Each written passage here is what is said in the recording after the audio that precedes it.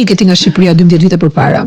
Ishte vetëm zgjidhje për mua ishte ose do vrisja veten, ose do ikja në Gjermani. Po pse kishe mendime kaq të errta? S'kisha asnjë kënaqësi më. As 50 kg nuk peshoja. Pija alkool shumë. Abuzoja. Po çfarë mendon që ke bërë gabim? Duhet kisha qenë më profesionale, më serioze në punë. Dashuria ty të shpëtoi. E ka sjell Zoti në një moment vërtet shumë kritik dhe të domosdoshëm, kur unë kisha humbur shpresën që do gjeja dikë dhe kam tentuar të vras veten për dashurinë.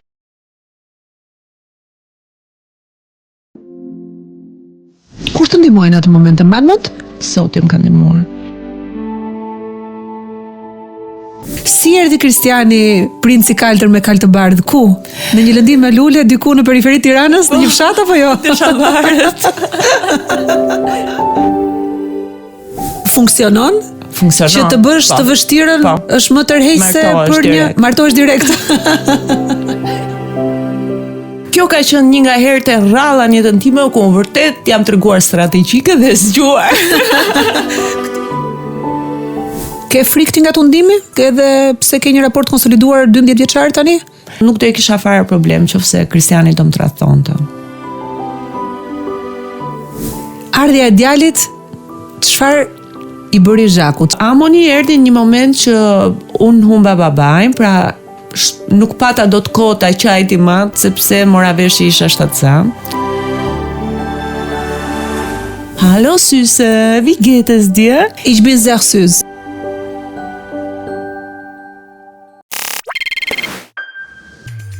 Nuk e ke iden sa e gëzuar jam që jemi të dyja bashkë sot këtu. Se ti je një vajzë e lirë, shumë interesante që i ke ikur Shqipërisë para 12 vitesh, edhe kur ke ikur ti, unë kam thënë iku një zë i lirë.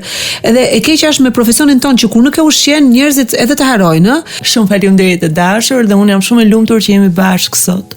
Se më kishte marrë malli dhe mua patjetër për gjithë të vëmendje, vlerësoj shumë gjithë dashurinë dhe vëmendjen që më është dhënë këto kohë dhe jam e lumtur që jam rikthyer në kështu fuqishëm siç duhet të rikthesha në fakt apo jo.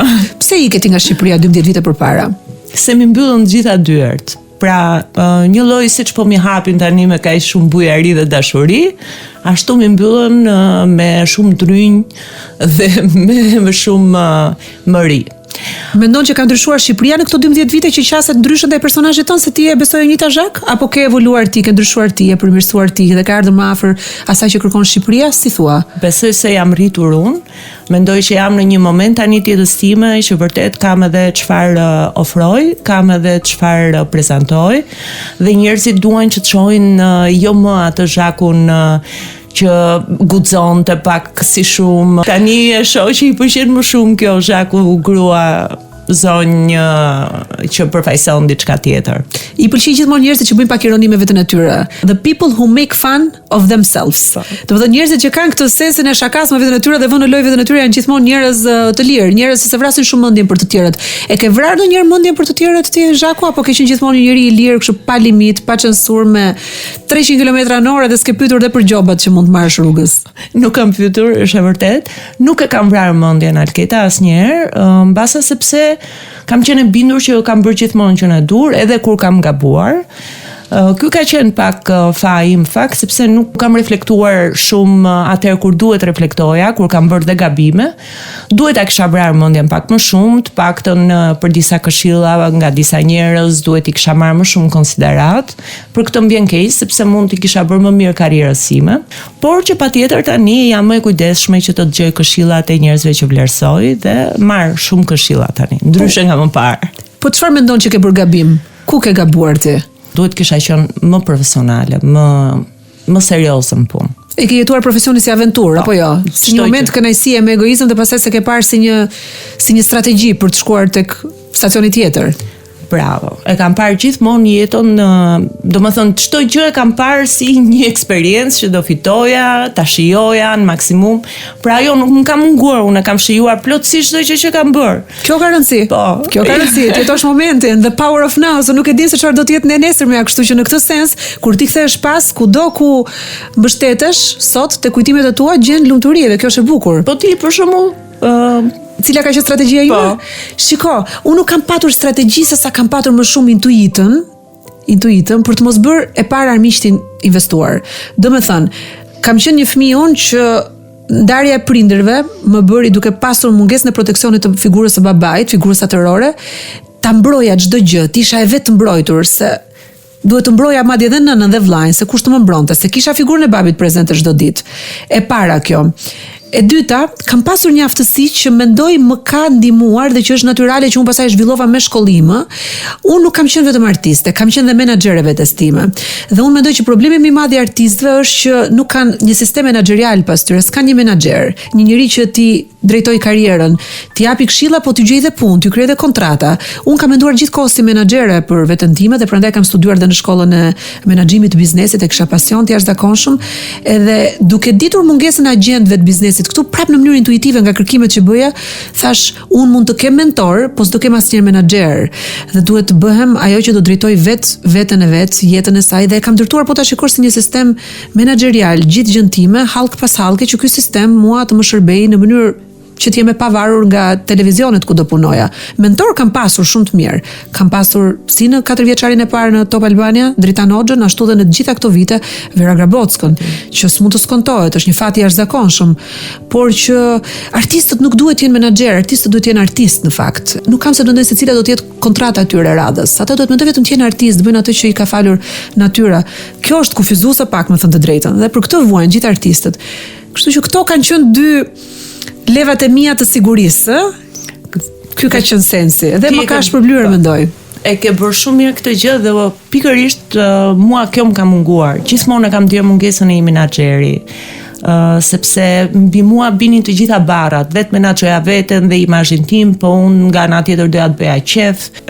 Njerëzit merreshin me kë kisha unë të dashur, me kë rria unë, me kë kaloja kohën, merreshin me jetën time personale, ku dilja unë, sa pija unë, në vend të merreshin me punën time konkrete, që nuk është se ka munguar në cilësi, unë kam patur potencialin, por më ka munguar aftësia për ta menaxhuar veten time. Nëse ti për shembull do kishe qenë menaxherja ime, çfarë do më kishe sugjeruar? Çfarë do kishe bërë ti nga prej meje, domethënë? Mua për shembull personazhi më ka bërë gjithmonë përshtypje.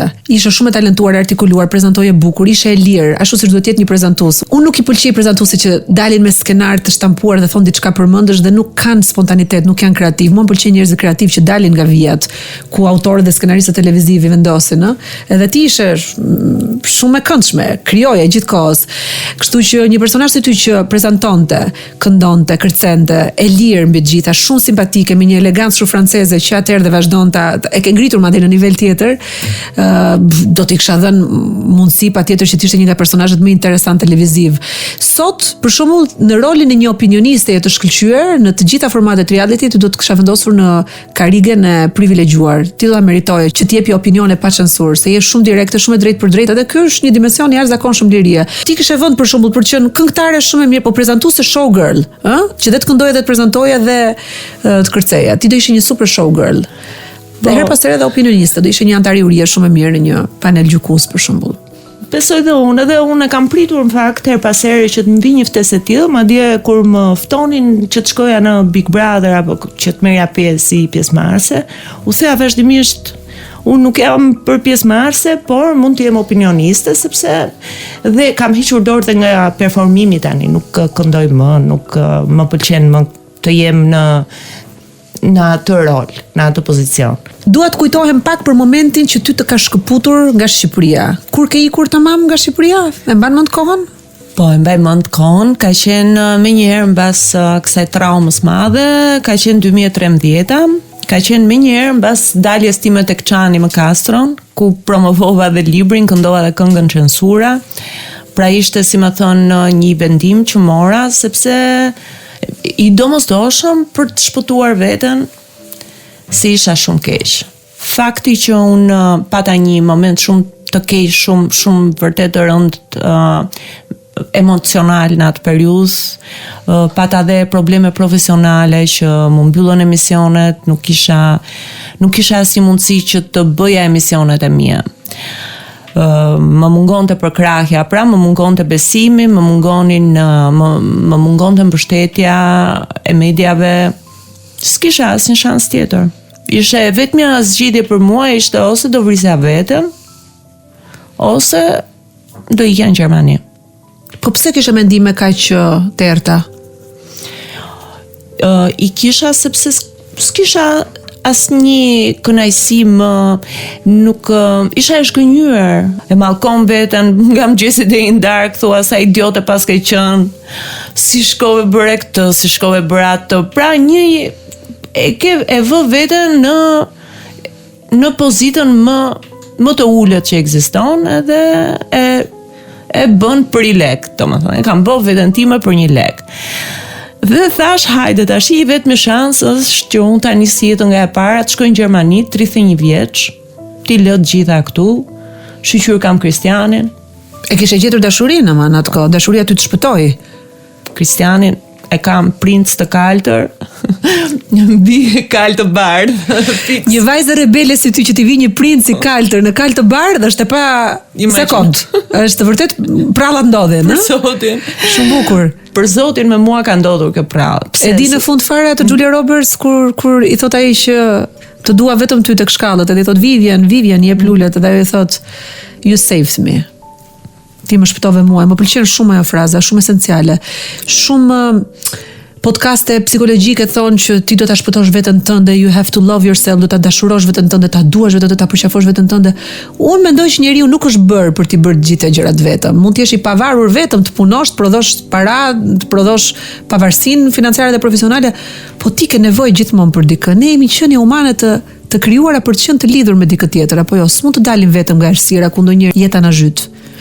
Po, jam shumë dakord edhe unë e kam kuptuar sidomos atëherë sa i rëndësishëm ishte Kristiani në jetën time dhe e ka sjell Zoti në një moment vërtet shumë kritik dhe të domosdoshëm kur unë kisha humbur shpresën që do gjeja dikë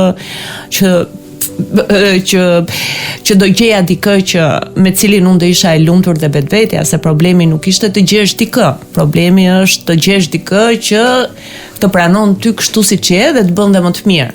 Pra unë isha 31 vjeç me një karrierë të gjatë mbi shpatulla dhe pas një të ardhme pa rrogë, pa siguracione dhe kjo lloj pasigurie, ky lloj isha bërë gati as 50 kg nuk peshoja, nuk haja fare.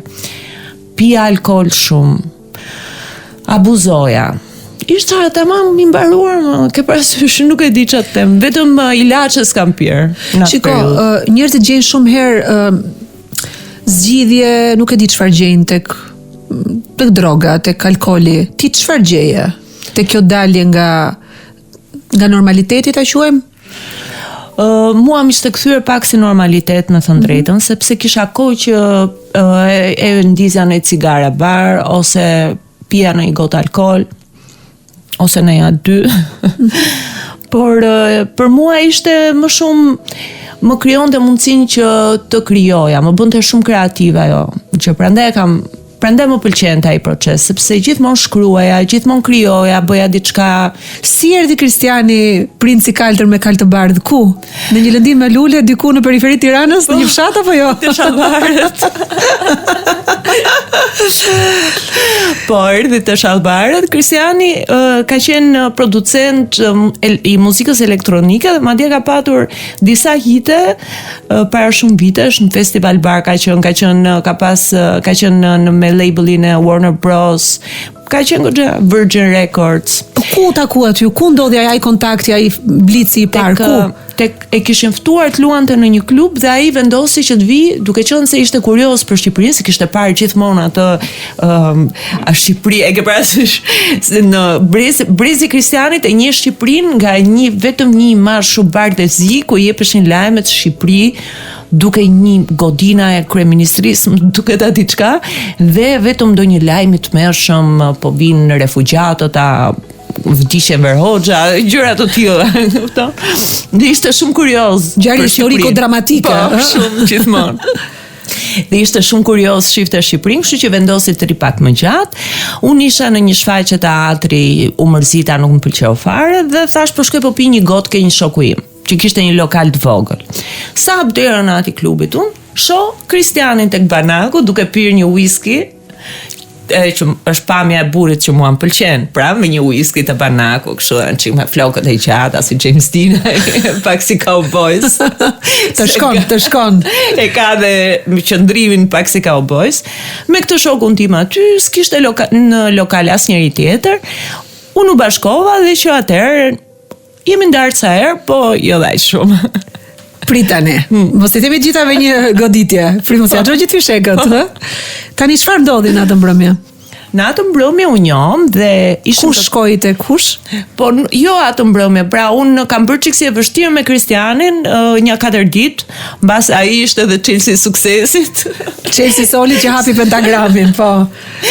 Se keni bërë dhe muzikë shumë juve një periudhë, dashuri dhe muzikë vetëm. Kemi bërë shumë muzikë bashkë, po atëherë bëm një herë dashuri, pastaj nisëm të bëjmë muzikë dhe kemi bërë muzikën madje edhe kështu online. Shkova unë te Kristiani, nisa muhabetin, atij pëlqeva, mua më pëlqeu, dolëm atë natë, nuk bëm asgjë atë natë, ai donte patjetër Kristiani, po vdiste për mua.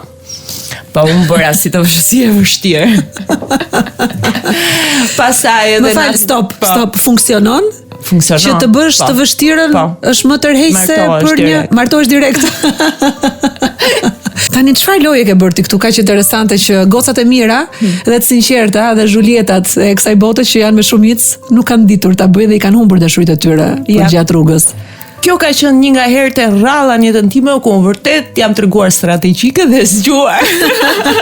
Këtu je ti një menaxhere shumë e mirë atëherë. Ti nuk je një Beatrice dhe një Juliet. Kush je ti në fakt, Gjaku? Me këtë ta krahasoj vetën tënde apo thjesht me Zhakun? Ke ndonjë personazh kështu që të ngjan? Po, ose që ngjan?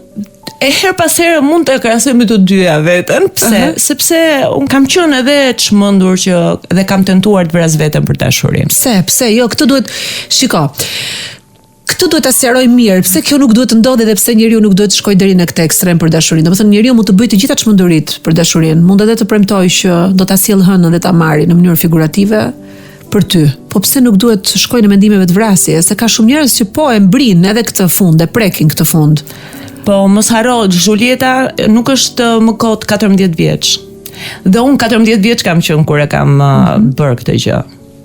Fatmirësisht më shpëtoi Zoti edhe nuk ndodhi gjë, po vërtet që kur je në atë moshë, kur je i dashuruar, sidomos atëre di si ishte, unë kisha rënë tamam siç theti që ikim në vrap meshkujt kur ti i vdes për ata, kur ti shkon nga pas, dhe unë kam qenë komplet e çmendur për ato, nuk e di, rash në dashuri, ishte dashuria ime e parë. Dhe unë vtisja për atë njeri, ai nuk më donte, unë shkoja nga mbrapa, u çmenda fare.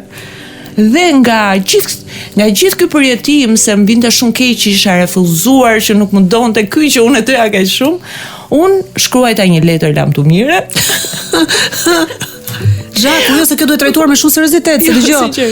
Kjo pjesa e shëndetit mendor sot tek të rinjt është një nga temat ndërkombëtarisht më të diskutuara dhe meriton vëmendje dhe kohë, sepse një vajzë shumë e re tani dha fund jetës për një arsye tjetër, po sepse njeriu ndihet i brisht dhe s'ka dikë që ta konsultoj.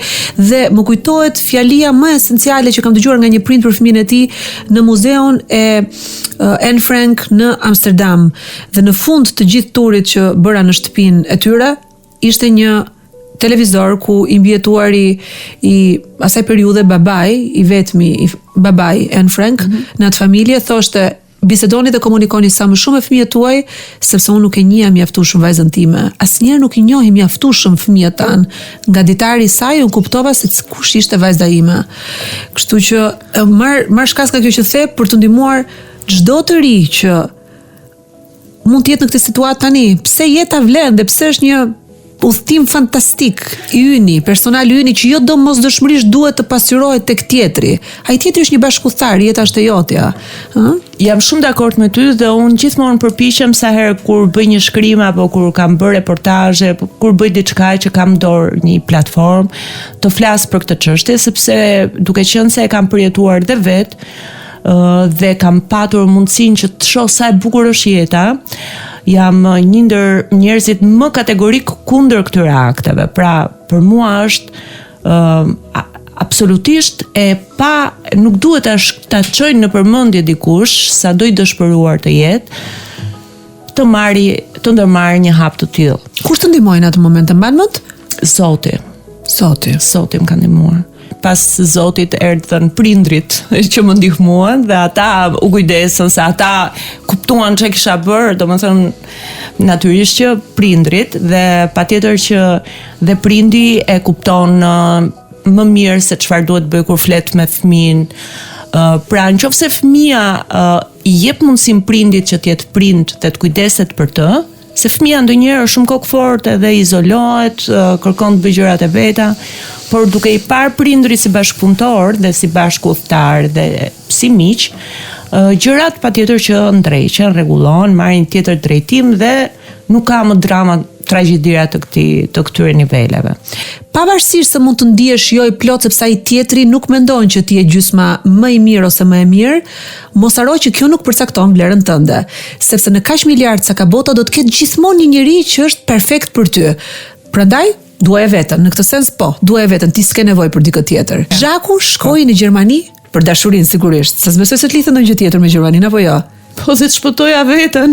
Po e shpëtove veten në fakt? Po, shpëtova dhe ishte vërtet një rilindje për mua, sepse unë gjuhën nuk e dija e mësova.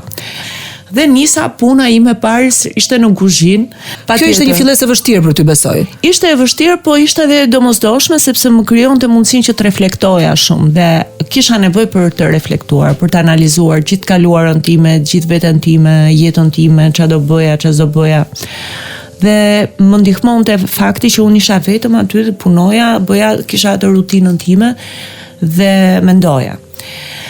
Dhe merri një rok të mirë për këtë? Jo. Partneri që ti dashuroje ndërkohë ishte muzikant apo jo? Po. Dhe ti nuk doje t'i bëhesh e pesh? Po, dhe Kristiani gjithashtu kishte dhe ai ishte tërhequr, kishte shumë kohë që nuk ishte në sistemin e punës atje, se aty është problemi në Gjermani që ti duhet futesh në sistemin e pensionit. Duhet të kesh siguracione. Pra I ke disa kushte që ti duhet I plotësosh për të jetuar në Gjermani. Ti je në Shtetet e Gjermane? Jo, se kam ndruar asnjëherë në shtetësinë. Nuk u martove me dokumenta me letra? Me letra jam e martuar. Me letra e martuar. Se kam ndruar asnjëherë. Në shtetësi nuk e ke ndruar. Jo. Pse? Sepse mu desh domethënë ishte kusht atëherë që duhet të jepja të dorëzoja shqiptaren që të merja gjermane dhe unë nuk doja që ta bëja këtë gjë. Po ndërkohë sistemi I pensionit Funksionon për ty? Funksionon. Dhe unë kam punuar disa vite për të integruar, si më thon, sistemin e pensioneve. Pastaj kam punuar gjëra të ndryshme, u rrita pak si në detyrë, fillova në restorante italiane dhe jam kënaqur shumë aty sepse punoja edhe në banak edhe edhe kamariere. Dhe më pëlqente shumë puna atje sepse nga që flisja dhe italisht dhe të gjithë kujtonin se unë isha italiane, kisha shumë farsa, merja shumë bakshish. Pra ndihesha shumë e vlerësuar, shumë e respektuar nga klientët, nga pronarët e restoranteve ku punoja dhe shkonte ndonjëherë fitoja edhe 100 euro dita. Krijova shumë miqësi.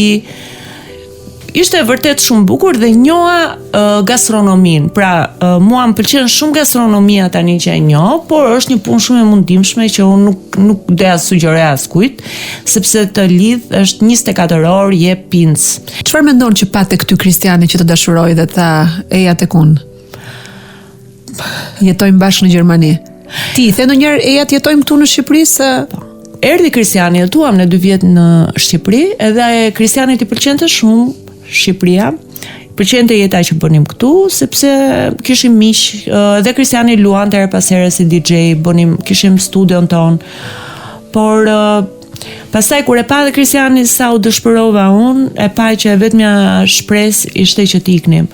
A ka ndryshuar Shqipëria në këto 12 vite për ty Zhaku tani që je kthyer me një mendje tjetër dhe do të flasim për këtë, pse je kthyer ti në Shqipëri? Po, ka ndryshuar shumë dhe mendoj që është bërë shumë e bukur.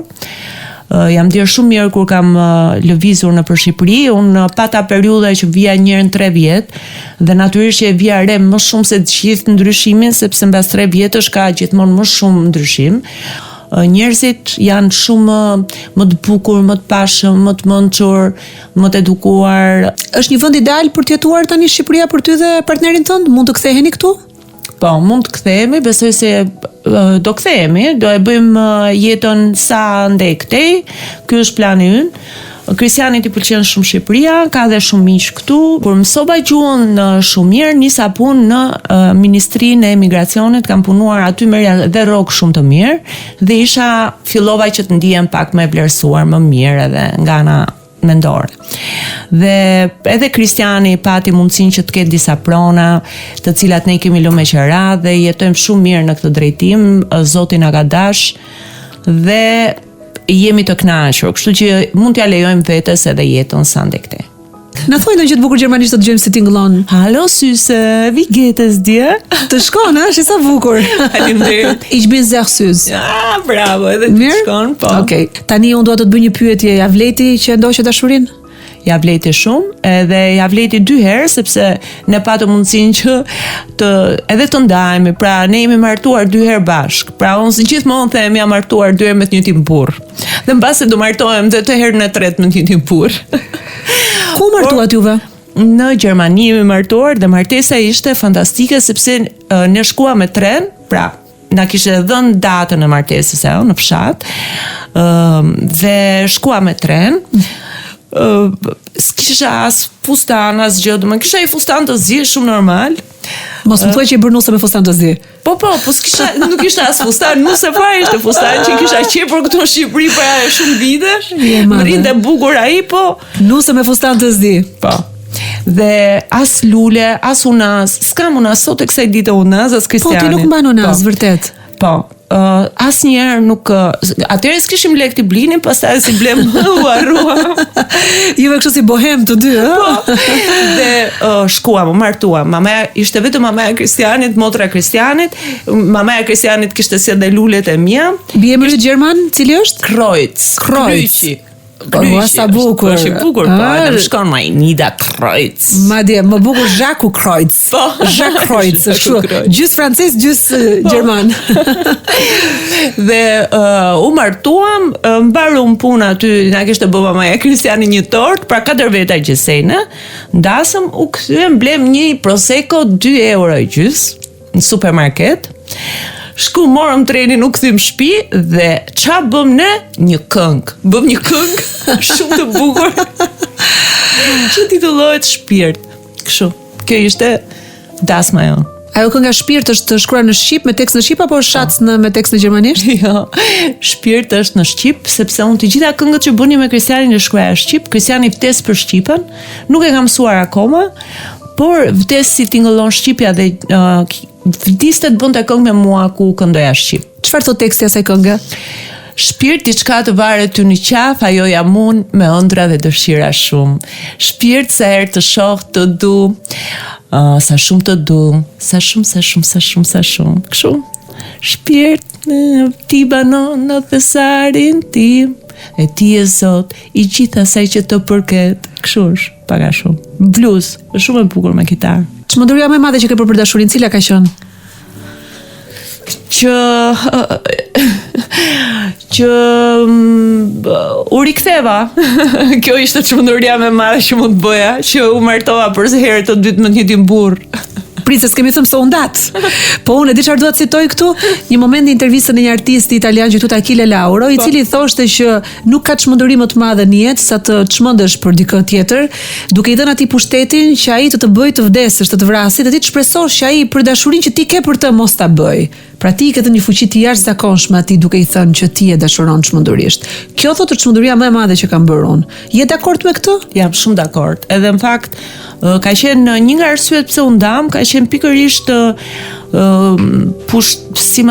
pushteti që ndjeja unë se kishte Kristiani mbi mua dhe kishte një lloj ishim në pozita të pabarabarta dhe unë ndihesha pak si ndihesha pak e shtypur, e pavlerësuar, e padashuruar. Shumë gjëra ishin edhe në kokën time. Po kisha probleme me xhelozin, isha e pasigurt, isha e qetë, më dukej sikur donte të tjera, sikur si interesoja unë. Kam vuajtur shumë në atë periudhë, sepse ziheshim shumë, nuk komunikonim mirë. Pra kishte shumë arsye që na bën edhe të ndahemi. Si ka mundësi pra që nisin si pralla shumë histori dashurie dhe pastaj kthehen në raporte toksike? Si mundet që të krijojnë kaq shumë pasuri brenda vetes tonë dhe të ketë të pushtet dikush tjetër mbi ne? E çuditshme është, ë?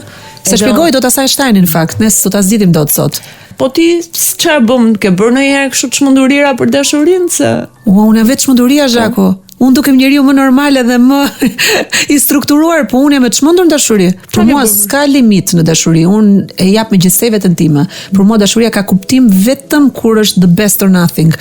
Domethënë kur ti jep o më të mirën o asgjë. Nuk ka kështu drejtie gri. Çfarë kam bërë? Unë kam bërë gjëra jashtëzakonshme për dashurinë. Po. Do t'i tregosh? Do t'i tregoj në një podcast tjetër, po dua vetëm të konfirmoj që unë nuk jam njeri që jap dashurinë me pikatore ose me strategji.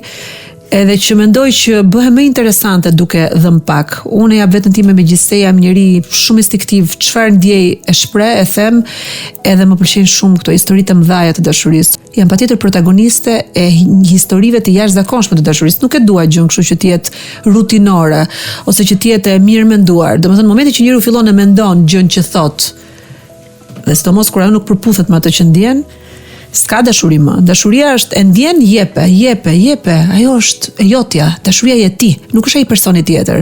Ti ke bërë shumë të lumtur veten tënde kur ke dhuruar dhe nuk duhet të presësh çfarë do marrësh në kthim, se nuk do quhej dashuri. Kështu që unë kjo jam në dashuri, unë dua me shumë pasion dhe dua pa kufi dhe pa paramendim. Unë nuk e mendoj atë që bëj, unë thjesht e jap. Kur më kthehet, fantastike. Nëse s'do më kthej, humbaj që nuk di ç'kam bëj me mua, se unë mendoj që di duroj shumë bukur dashuri. Po, edhe unë kam qenë shpesh herë në këtë pozitë edhe kuptoj shumë mirë dhe ti dukesh fakt shumë tip pasionant, diçka një aspekti yti që unë kam njohur tani që kemi patur mundësi të flasim pak më shumë edhe je vërtet shumë kështu e zjarrt dukesh. Një gjë që nuk ta njohin njerëzit se mbase nuk e ke patur mundësinë që ta shfaqësh këtë.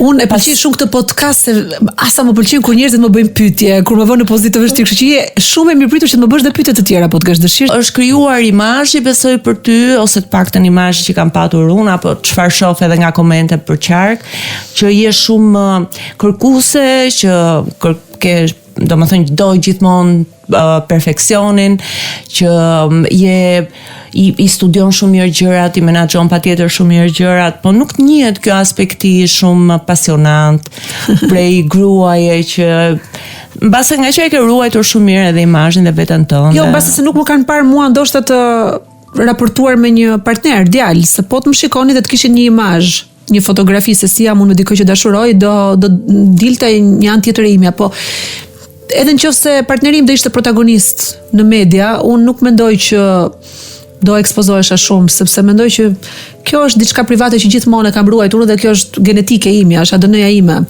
Po nuk është e vërtetë që unë jam perfeksioniste. Unë mirëqenie nga që e prodhoj vetë njerë nuk e pretendoj që të ma ofroj askush tjetër, në këtë rast dhe partneri. Më pëlqejnë patjetër njerëzit që dinë të prodhojnë mirëqenie dhe punojnë dhe kanë një qëllim dhe nuk luftojnë vetëm për jetën bazike, domethënë për ato nevojat bazike, të ham, të pim, të flem, të bëjmë ndonjëherë të dashuri. Më pëlqejnë njerëzit që punojnë me një qëllim të vetëm që të egzaltojnë emocionet dhe të jetojnë bukur jetën. Por, edhe pse më pëlqen të njoh vende të jashtëzakonshme ku hahet mirë, ku flihet mirë, ku pihet një gotë verë mirë, sepse pas këtyre historive ka gjithmonë njerëz ekselent jashtëzakonshëm. Dhe unë jam gjithmonë me the story behind the character. Çfarë historie ka pas ti hoteli? Çfarë historie ka pas ai verë që po pi? Çfarë historie ka pas ai pjate? Kush është ky kuzhinieri i çmendur që gatuan kaq mirë? Unë në thelb jam e lumtur në një gomonë të thjeshtë, duke ngrënë një paninë të thjeshtë, një bostan të ftohtë me pakakull aty, një pica me një birë. E kupton, jam kështu për gjërat e thjeshta. E dua të flokun të kapur ashtu shkujdesur, se imagjinoj dot vetëm të shkoj në plazh me extension e stisur. Domethënë jam shumë kështu easy going. Edhe më pëlqen që të kem një t-shirt thjesht me atë të shkruar në sapore di mare, me flokët me krip nga deti edhe të jetoj atë të thjeshtën e natyrës. Edhe kjo jam unë. Në darkë pastaj mund të vesh në një tak, po në përgjithësi më pëlqen kështu që të jem me sheshka. Pse u ndave ti nga partneri yt. Ndodhi një krizë mbas disa vitesh të lumtura, ju bët gjithë to sakrifica për të qenë bashk, edhe po funksiononit mirë. Në një moment ti nuk u ndjeve mirë. Ike ti apo jo? Ishte një vendim që morëm të dy në fakt për të ndarë, sepse nuk po funksiononte vërtet, s'kishim asnjë mundësi për të komunikuar, për të marrë vesh, shumë ziheshim, po janë zinim jetën njëri tjetrit. Sa kohë jetuat larg njëri tjetrit? Koha reflektimit sa zgjati? 1 vit. Shërbeu për mirë? Shumë, sepse na dha mundësi të dyve ne të njohim një gabimet tona në raport me marrëdhënien ton, në raport me njëri tjetrin dhe të ndryshonim. Pra e kishim në dorë vetë që të ndryshonim, të mos i përsëris, ti kuptonim, ti pranonim gabimet dhe të kuptonim që donim të rinim me njëri tjetrin. Pra momentin që neve na erdhi fundi i vitit që është i detyrueshëm që ti të jetosh i ndarë përpara se të marrësh vendimin për të ndarë, je i detyruar nga ligji. Ti bëre divorc ligjor? Nuk arritëm dot deri në divorc sepse një herë duhet jetosh 1 vit të ndarë dhe më pas të aplikosh për divorc. Ta jep kohën e reflektimit. Gjermania me ligj, të detyron të reflektosh 1 vit me ligj. Tu janë të mençëm, këta e kanë mirë. Dhe këtë bën shumë mirë. Dhe ne patëm, ishim takuar disa herë, kishim folur dhe ndryshoi marrëdhënia jon momentin që ne hoqëm dorë për shembull. Çfarë bëra? Hoqa dorë nga xhelozia, nga posesiviteti, këto gjëra, kuptova që ishin idiotësi dhe Kristiani vërtet që nuk e meritonte atë lloj, sepse Kristiani në raport me mua shumë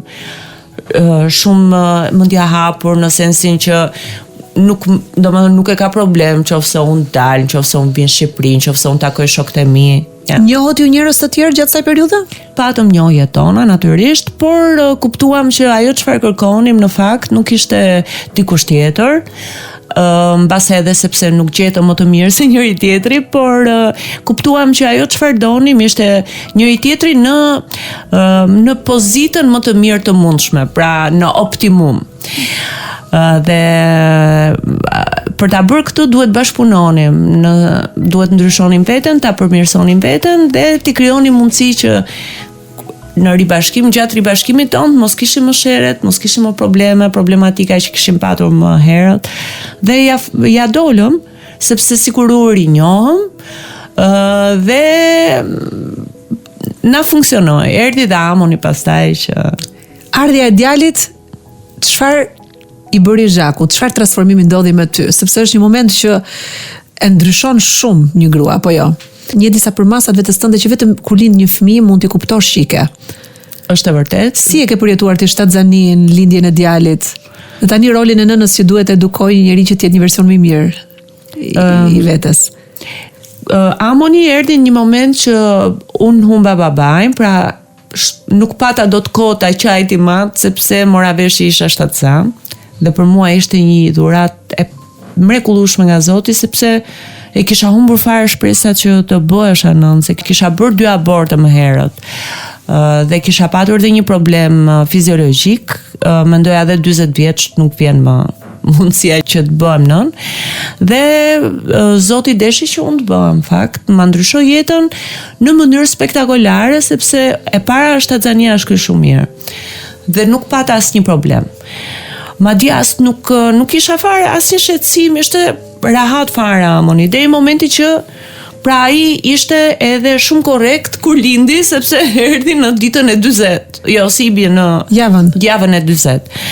Dhe deri 4-5 orë para se të niste lindja, procesi lindjes, unë kam qenë në klub me Kristianin kur luante si DJ në lokal në Myni.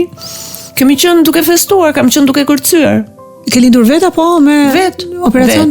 Vet. Po si ishte momenti që mora të bebe të vogël në dorë? Më duk kështu e pabesueshme, thash, ç'a ti bëj unë këtij, ai ishte i jetur, i uritur, nuk e di si u turre dhe ai, domethënë sapo erdhi, sapo ma dha në mjekët e Amonin në duar, ai ishte kështu si i babzitur edhe kërkonte që të pinte. Dhe ke mbajtur regji sa muaj? Po, e mbajta 3 muaj, por nuk isha shumë qumësht, pra unë i kombinoja të dyja, edhe shishen edhe qumshtin. Si ka qenë ky 3 vjeçar për ty? Shumë i bukur, shumë i ngarkuar në fakt, sepse unë u mora plotësisht me Amonin, ju përkushtova plotësisht dhe ishim të pandar. Ndërkohë Kristiani merri me shtëpinë që ndërtonim. Pastaj nisëm të dy të punojmë për shtëpinë që kemi ndërtuar, madje me llaçatulla edhe me karton xhez.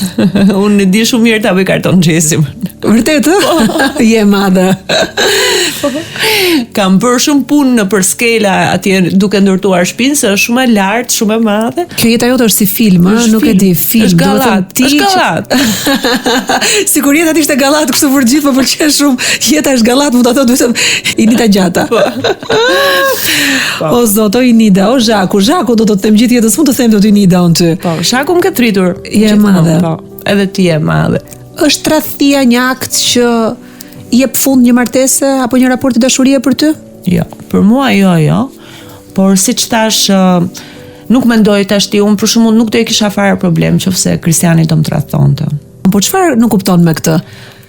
E para jam e sigurt që nuk i intereson, domethënë nuk është se është i tërhequr nga dikush tjetër apo po edhe nëse do ndodhte që do ishte, unë do isha okay me këtë, sepse mendoj që marrëdhënia jonë është për te i këtyre, është nuk varet nga thjesht një akt seksual apo nga një moment i caktuar, zjarri që mund të ketë Kristiani për dikë tjetër.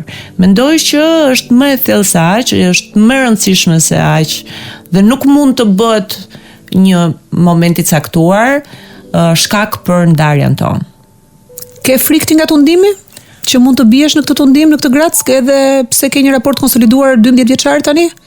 Kam her pas here, patjetër njeri jam edhe unë, mund të ketë qelluar që kam rënë tundime, sepse jeta është e tillë dhe na vën përpara sfidave të tilla, por asnjëherë nuk mendoj që do shkatërroja familjen për një tundim të caktuar.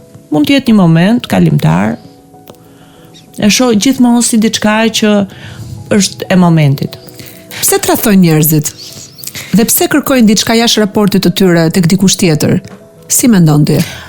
Unë mendoj që ka dy lloj tradhtish. Ka tradhti që vijnë me qëllim, pra ka njerëz që nuk kanë përvojë në jetë, janë të pa eksperiencë, pa përvojë përpara se të martohen.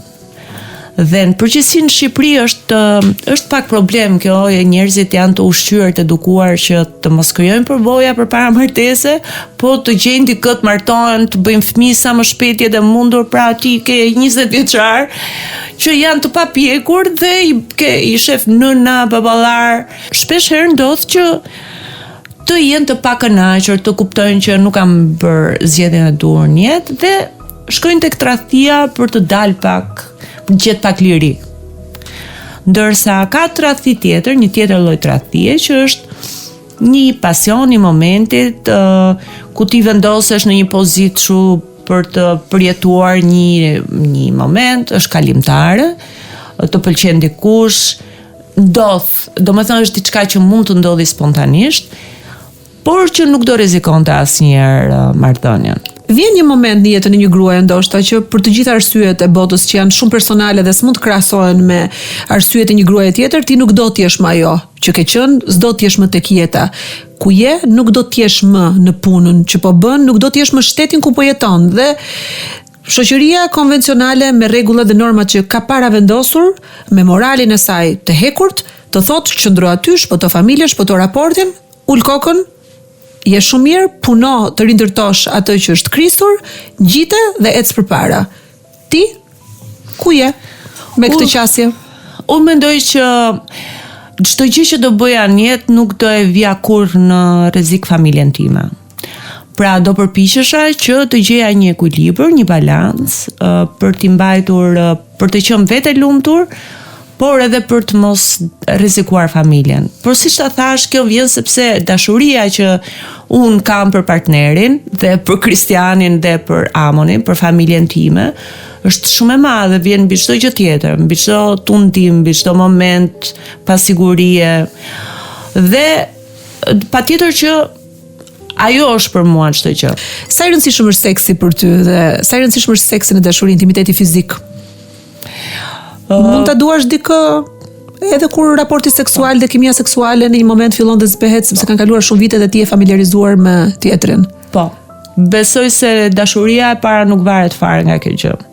Seksi dhe dashuria janë dy gjëra të ndryshme. Por, patjetër që kur ti e dashuron dhe ke pasion për dikë, edhe seksi ka një tjetër vlerë, edhe është dhe më i bukur, edhe më i paharrueshëm. Por seksi nuk është as qëllimi në vetvete dhe as i vetmi mjet pas të cilit duhet kapur dikush për ta mbajtur gjallë marrëdhënien.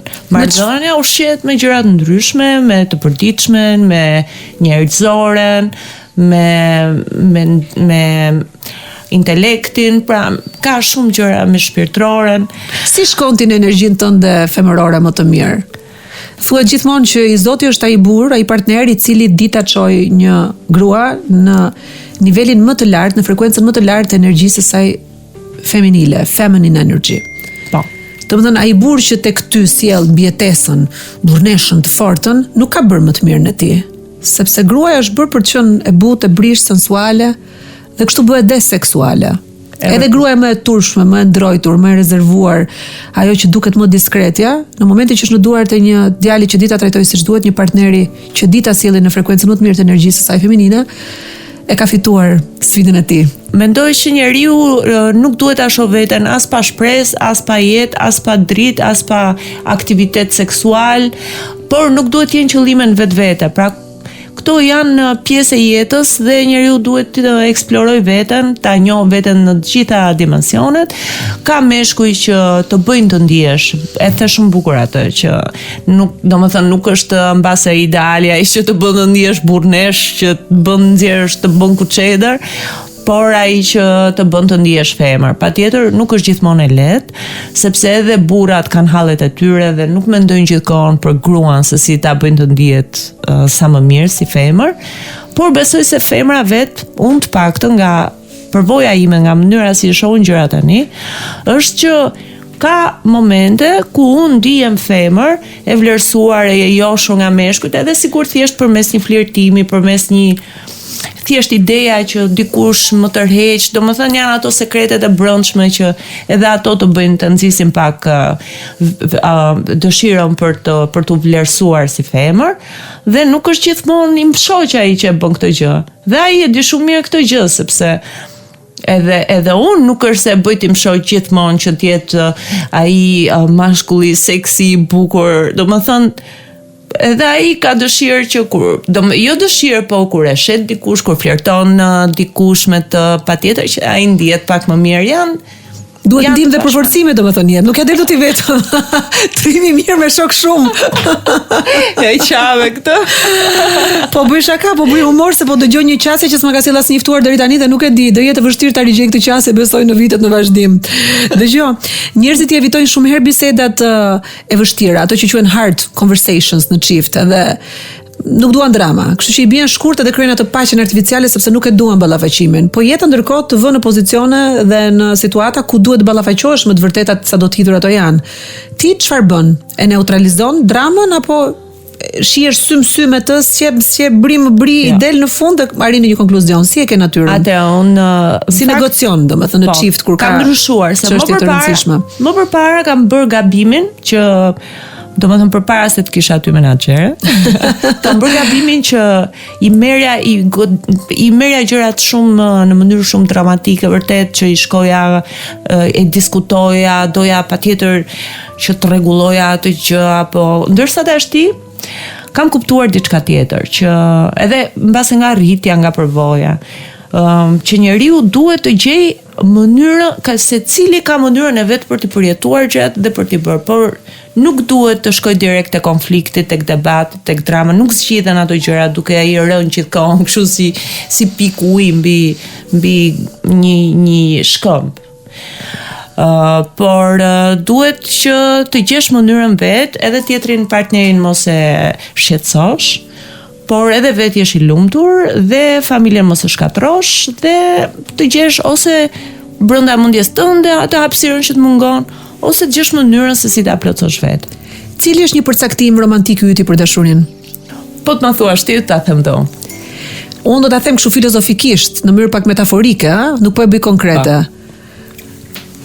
Për shembull, mund të them unë që një version romantik i imi është që po të më thuash nëse më dashuron ma sill hënën, unë do shkoj ta marr hënën dhe do ta sjell. Dhe nëse s'marr hënën e plot do të sill pak plur hënë. Do ta sjell dritën e hënës tek ti, do ta sjell atë që ti do bëj gjithçka, deri atje do të shkoj, që të bëj të lumtur.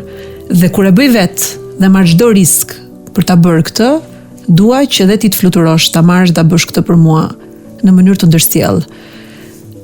Unë jam vërtet njëri shumë i lumtur që ndihem e pasur kur dhuroj dashuri. Po kam arritur një moment jetës time që mendoj që meritoj që atë që jap ta kem të shkëmbyer, jo shumë fish, të paktën në frekuencën asaj që unë shkëmbej, sepse mendoj që ditë shkëmbej bukur kur i dua njerëzit, dhe jo vetëm në dimensionin romantik, në çdo dimension të dashurive të mia të shtrenjta, si nën, si mike, si kolege, pastaj dhe si partnere jete, po patjetër.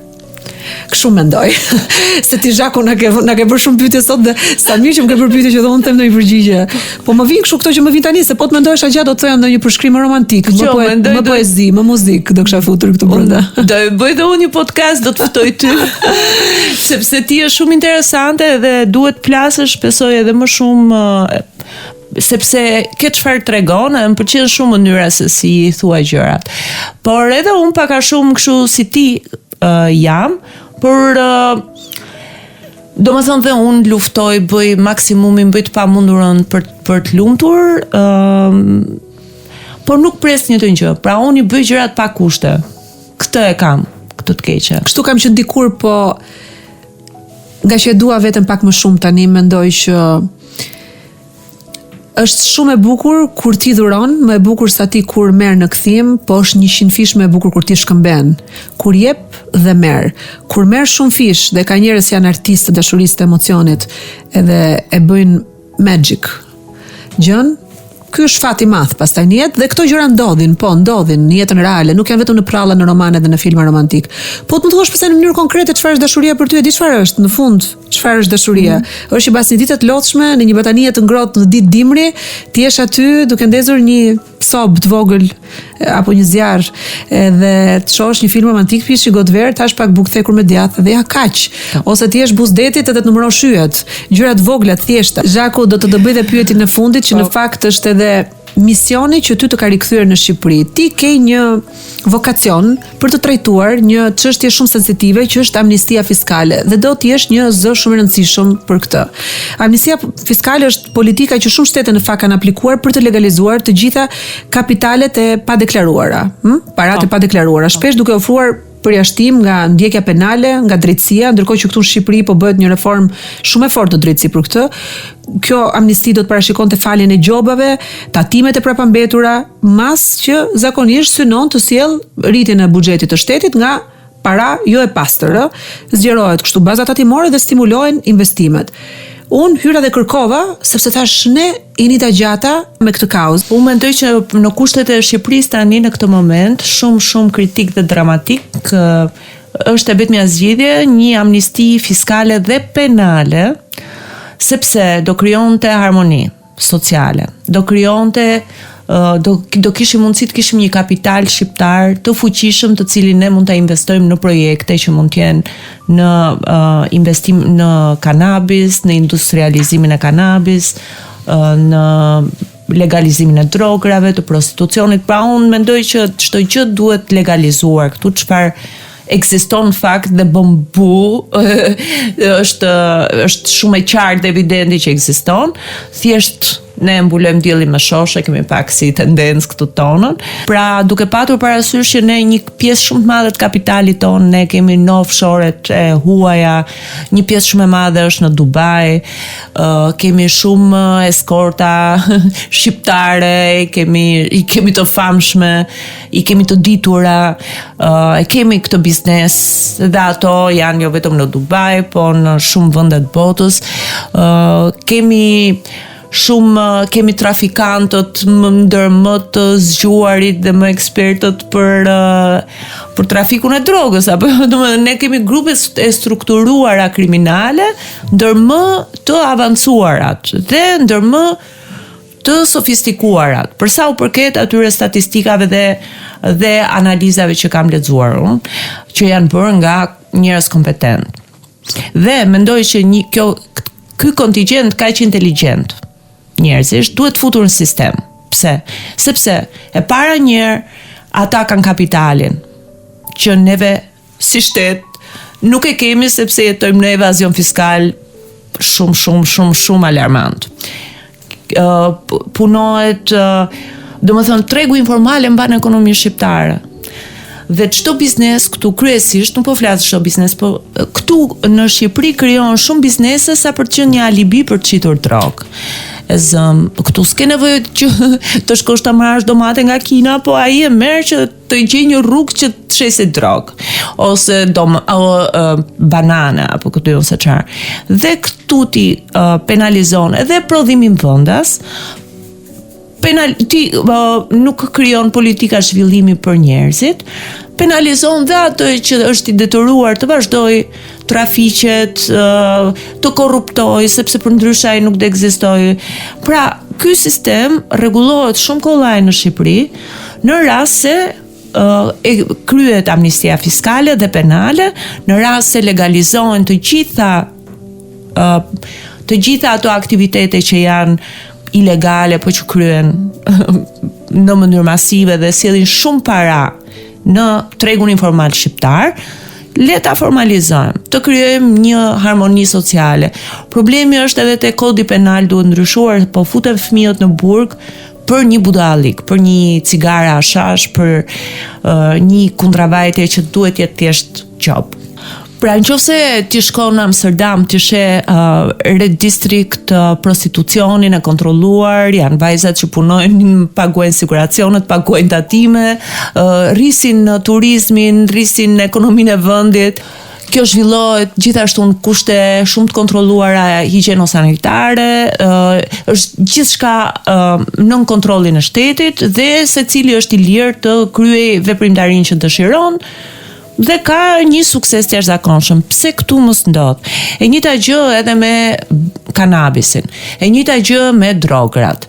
Pra, nëse shteti e bën pjesë, e integron dhe e formalizon këtë të gjithë të tregin formal, përfiton vetë, nuk do ketë më korrupsion, ulet kriminaliteti, ka më shumë kontroll, ka më shumë atraksion turistik, ka më shumë të ardhme për të rinj, sepse i ke në një gjendje kritike që nuk din të bëjnë gjë tjetër përveç këtyre punëve. Pra, derisa ti të rregullosh shoqërinë, të duhet viti zero një herë, ti fusësh gjitha njerëz jo në burg, por në sistem, të kenë pensione, të kenë punë, të jenë të siguruar, të kenë të ardhme, të mësojnë dhe të fitojnë lek. Pra dhe ata fitojnë dhe shteti fiton, dhe të mos shkojnë në Dubai që të shkojnë blejnë lagjet tëra me nga miliarda euro që kanë, por të vinë Shqipëri ta sjellin kapitalin këtu, mos shkojnë nëpër offshore sa ndej këtej, ta sjellin në Shqipëri dhe të investojnë këtu.